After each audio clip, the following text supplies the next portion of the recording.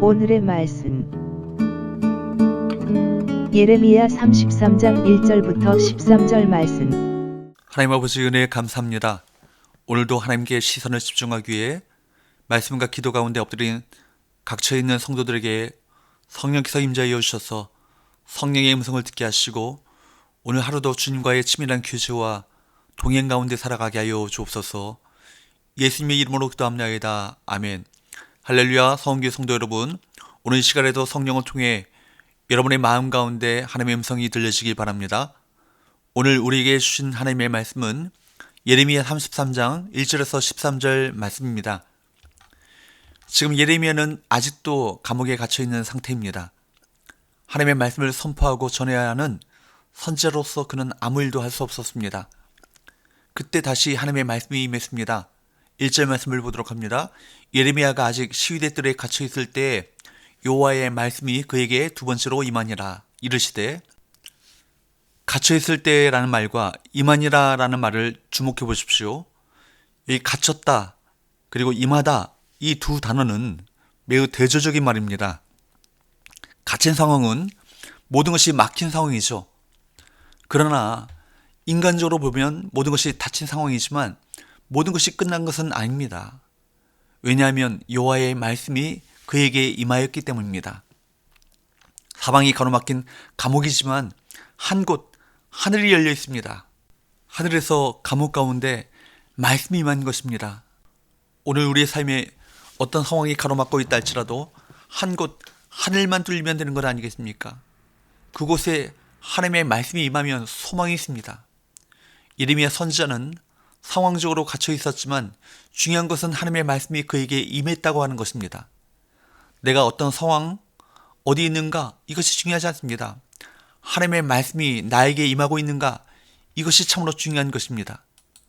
우리가 어떤 어려움을 당하고 모든 것이 막힌 것처럼 느껴지는 답답한 환경 가운데 있다 할지라도 열린 하늘을 바라보며 하나님께 기도할 수만 있다면 소망이 있습니다. 우리 가운데 하나님의 말씀이 임할 수 있기 때문입니다. 상황이 중요한 것이 아니라 우리 삶 가운데 하나님께서 임재하시고 말씀하시는 것을 듣고 있는가, 그것이 중요합니다. 하나님께서는 3절에서 예레미야에게 부르셔 기도하라고 명령하십니다.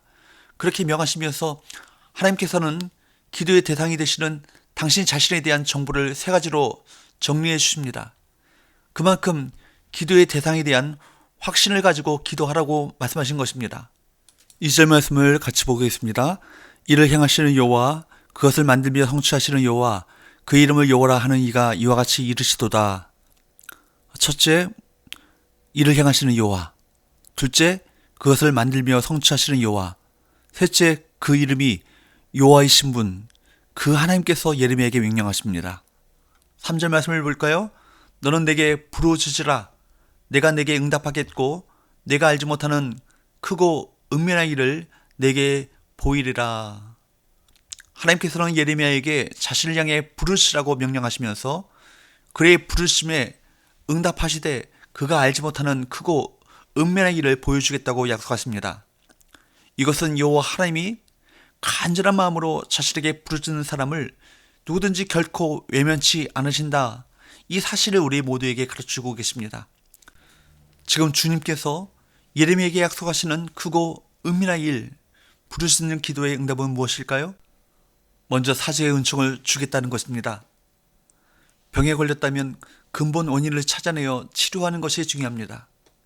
모든 불행의 근본적인 원인은 죄입니다. 유다가 멸망한 것도 백성의 죄악 때문이었습니다. 그들의 모든 악이 하나님의 얼굴을 가리게 하여 하나님의 돌보심이 나타나지 못하게 된 것입니다. 그러나 6절부터 반전의 접속사가 나옵니다. 그러나 하나님은 예루살렘을 치료하시고 낫게 하시겠다고 말씀하십니다. 6절부터 8절까지 말씀을 보도록 합니다.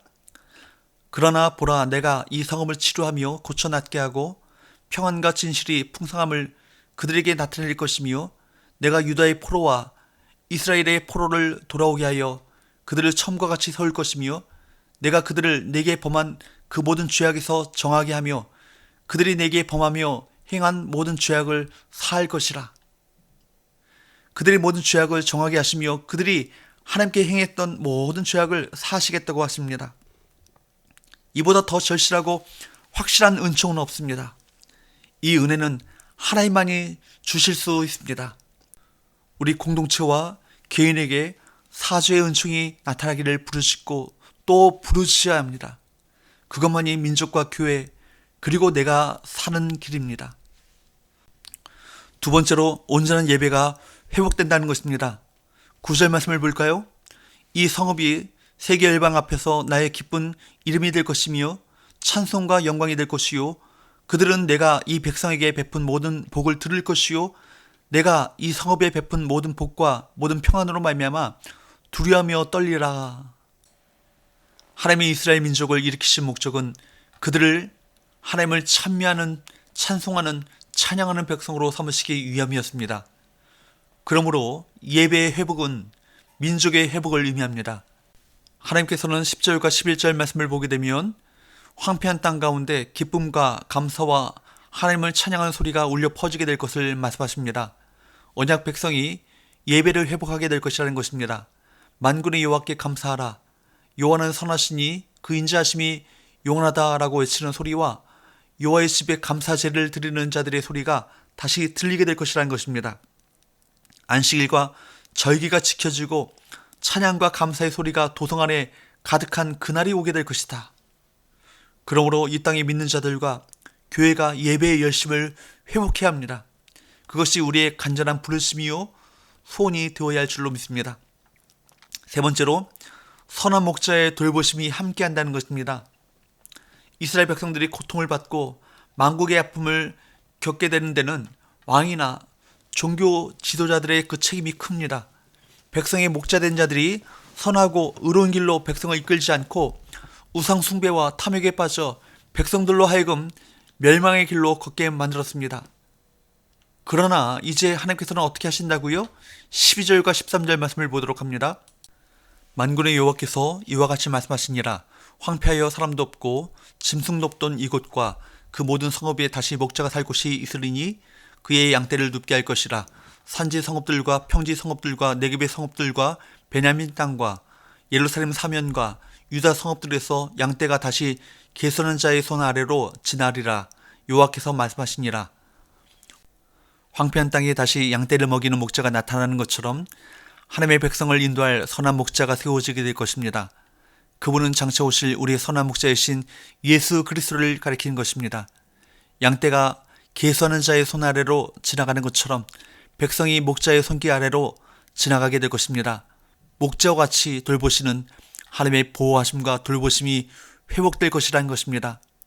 다윗은 일찍이 시편 23편에서 자기 인생의 목자 되신 하나님을 부족함이 없게 하시는 분이라고 노래하고 있습니다. 간절히 부르짖어 기도하게 될 때 하나님은 친히 저와 여러분의 목자가 되셔서 우리를 돌보실 것입니다.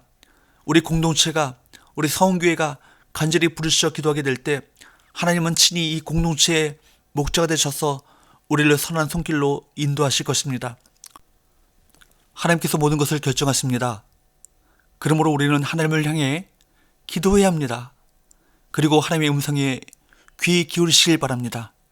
하나님의 말씀을 깨달으시기 바랍니다. 하나님의 말씀이 우리 안에 주어진다면 우리는 다시 살아날 수 있습니다. 기도만이 살 길임을 기억하시길 바랍니다. 여러분, 현실을 정직하게 바라보십시오. 꽉 막혀 있습니까? 닫힌 문을 여시는 하나님을 바라보십시오. 하나님께 부르십시오. 하나님께서 우리의 삶의 길을 보여주시고 답을 알려주실 것입니다. 하나님께서는 일하십니다. 하나님께서는 쉬지 않고 일하십니다. 하나님께서는 끊임없이 일하시고 창조하십니다. 지금도 이 세상을 통치하시고 다스리시는 전능하신 하나님께 기도로 부르시고 응답받으시기를 축복합니다. 오스왈드 챔버스는 이런 얘기를 했습니다. 기도는 더 위대한 일을 하도록 하는 것이 아니다.